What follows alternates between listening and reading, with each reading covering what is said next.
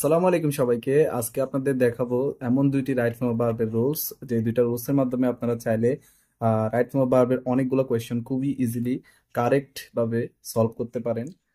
তোমাদের বোঝানোর সুবিধার্থে আমি রুলস দুইটা লিখে নিয়েছি। প্রথম রুলসটা তোমরা দেখতে পাচ্ছ, মডাল প্লাস বি1, মডাল প্লাস বি+বি3। এখানে মডালটা কি? মডালটা তোমরা নিশ্চয়ই জানো। মডাল হচ্ছে shall, should, can, could, may, might, will, would, এই জাতীয় যে ভার্বগুলো আছে এগুলো হচ্ছে কি মডাল ভার্ব। তো আমি লিখতেছি এদিকে, shall, should, can, could, like that. Alright, okay. So তোমার যখন মডাল থাকবে, মডালের পরে হচ্ছে সরাসরি বি1 বা বেস ফর্ম বসে যাবে। যেমন উইল, উইলের পরে গো হবে, কখনো হচ্ছে ওয়েন্ট হবে না বা গন হবে না, ঠিক আছে।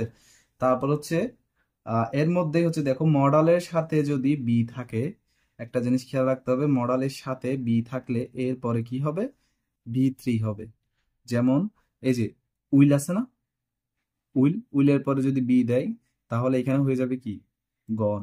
উইল বি গন হয়ে যাবে, ঠিক আছে। আচ্ছা, তাহলে 2 নাম্বার রুলসটা, 1 নাম্বার রুলসটা তোমরা নিশ্চয়ই ক্লিয়ার হয়েছো, এটা বুঝে গেছো আশা করি। 2 নাম্বার রুলসটা হচ্ছে তোমার হ্যাভ, হ্যাজ, হ্যাড, এরপরে হচ্ছে বি3।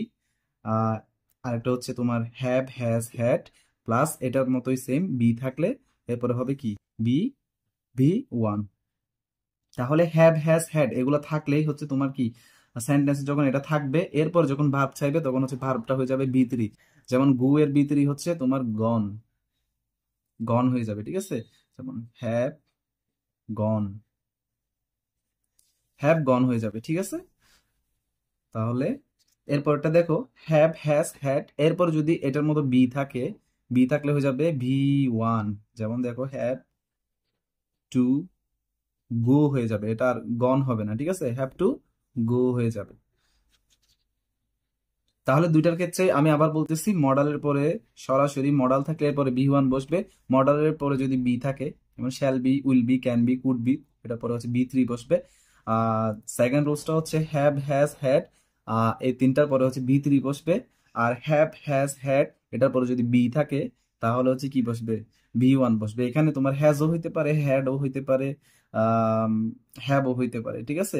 যে এই তিনটা থেকে যে কোনো একটা হতে পারে। এরপরে যদি বি থাকে তাহলে অবশ্যই হবে কি? বি1, দুঃখিত। আচ্ছা, তারপরে এই মডাল, মডালের পর যদি বি3 থাকে, মডাল হচ্ছে সবগুলা shall, should, can, could, may, might, will, would, যাই আছে মডাল ভার্ব সবগুলার পরেই, ঠিক আছে। চলো আমরা এখন এগুলার কিছু এক্সাম্পল দেখি। যে রুলস দুইটা তোমাদের পড়াইছি, আশা করি তোমরা বুঝতে পারছো। তাহলে দেখো, প্রথমটা হচ্ছে হি শুড ড্যাশ পারনিশড। তোমার প্রশ্নে দেওয়া থাকবে পারনিশড। এখন হচ্ছে তোমার এইখানে দেখতে হবে ফিল ইন দ্য ব্ল্যাঙ্কস এর আগে কি আছে। এখানে শুড আছে, শুডটা হচ্ছে কি? মডাল, এটা হচ্ছে মডাল। তাহলে আমরা মডালের পরে কি হয় কি জানি? প্রথম রুলসটাতে কি পড়ছিলাম? বি1। তাহলে বি1 হবে এখানে। তাহলে পারনিশের বি1 কি হবে? পারনিশের বি1 হচ্ছে পারনিশি। তাহলে এখানে আনসার হবে পারনিশ। তারপর 2 নাম্বারটাতে দেখতে পাচ্ছ হি শুড বি ড্যাশ পারনিশ। তাহলে এখানে আছে কি? ব্ল্যাঙ্কস এর আগে আছে শুড বি। তাহলে শুড বি থাকলে আমরা কি জানি? বি3। তাহলে এটা হবে বি3, পারনিশড হবে। পারনিশের বি3 হচ্ছে পারনিশড।